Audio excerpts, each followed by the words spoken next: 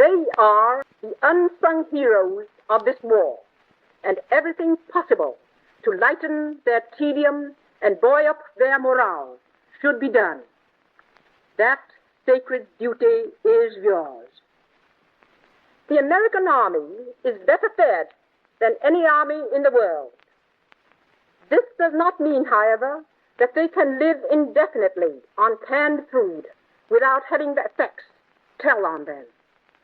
These, admittedly, are the minor hardships of war, especially when we pause to consider that in many parts of the world, starvation prevails.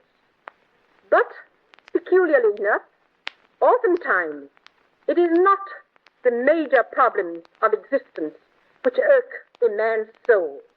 It is rather the pinpricks, especially those incidental to a life of deadly sameness, with tempers frayed out and nervous systems torn to shreds.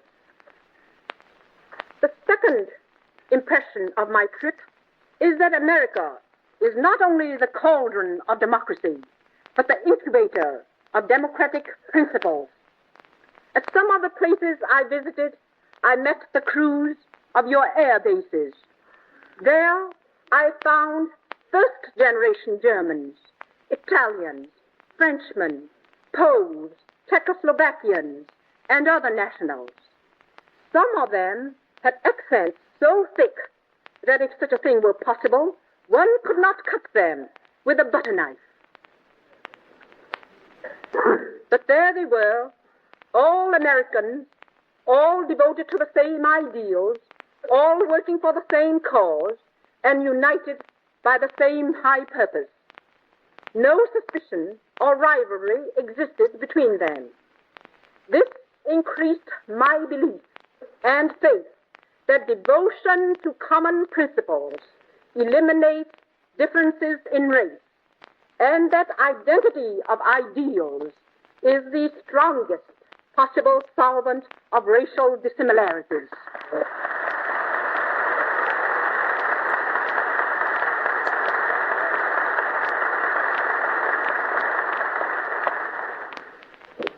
I have reached your country, therefore, with no misgivings, but with my belief that the American people are building and carrying out a true pattern of the nation conceived by your forebears, strengthened and confirmed.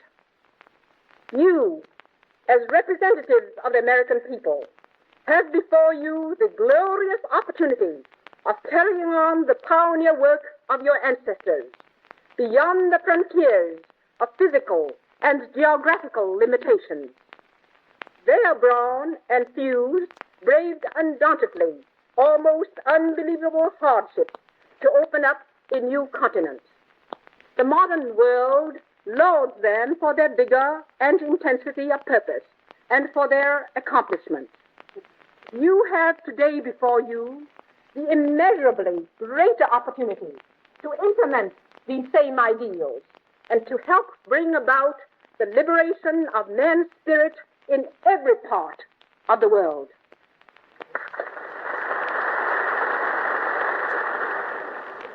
In order to accomplish this purpose, we of the United Nations must now so prosecute the war that victory will be ours decisively and with all good speed.